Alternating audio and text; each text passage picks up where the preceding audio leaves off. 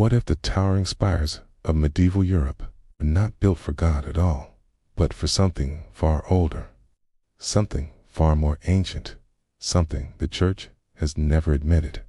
What if every cathedral you have ever seen, every Gothic marvel, every stained glass masterpiece was in fact part of a hidden network, echoing the forgotten mathematics of a civilization that predated Christ by thousands of years?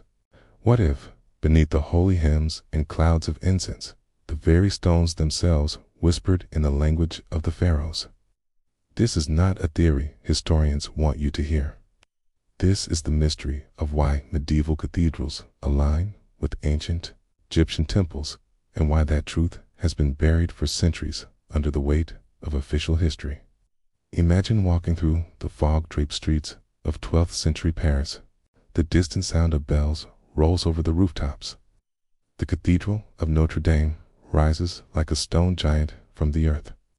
Now imagine if I told you that the layout of this holy structure perfectly mirrors the orientation of the Temple of Amen in Luxor, Egypt, that its axis is not aligned with the sun as you've been told, but with something far more specific, the same stellar alignment used by the high priests of Egypt to mark the death and rebirth of their gods. The odds of such a match are beyond astronomical. And yet, the deeper you look, the stranger it becomes. The story begins not in Europe, but in the sands of the Nile.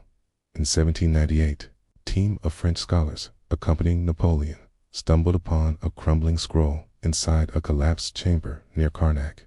The document, written in cryptic hieroglyphs with Greek annotations, described as sacred geometry known only to initiates. This geometry, it claimed, could channel divine power through stone and space. Centuries later, in a dusty archive in Avignon, France, a young archivist named Lucien Moreau claimed to have found its medieval translation. It was hidden within the minutes of a suppressed Knights Templar council meeting.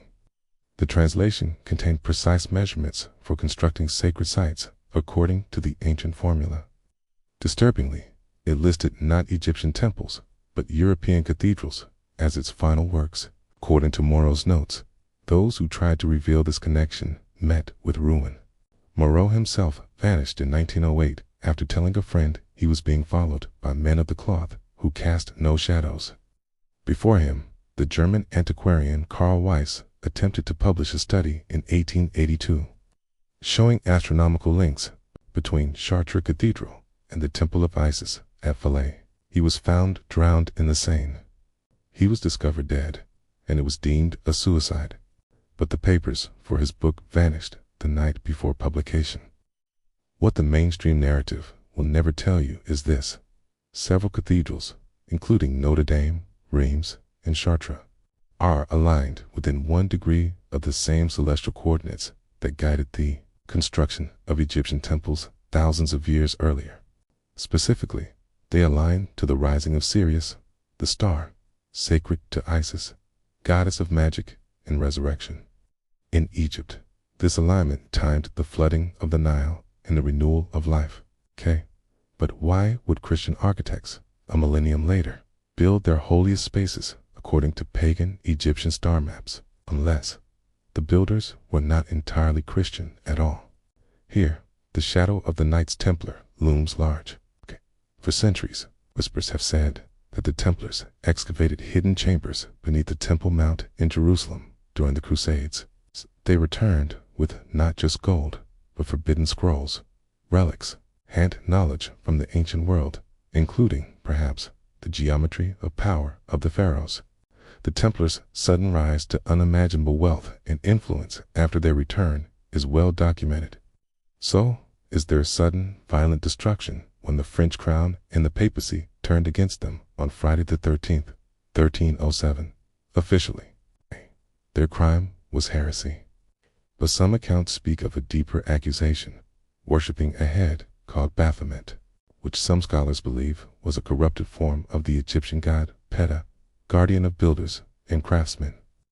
If this geometry was passed down from Egypt to the Templars and embedded into medieval cathedral design, it would explain why certain churches seem to hum with an almost electrical resonance at specific times of year. Why acoustics in places like Chartres can carry a whisper for hundreds of feet, and why light through stained glass at certain equinoxes forms patterns eerily similar to Egyptian hieroglyphic symbols. Mainstream historians insist cathedral orientation reflects liturgical east, the direction of Jerusalem.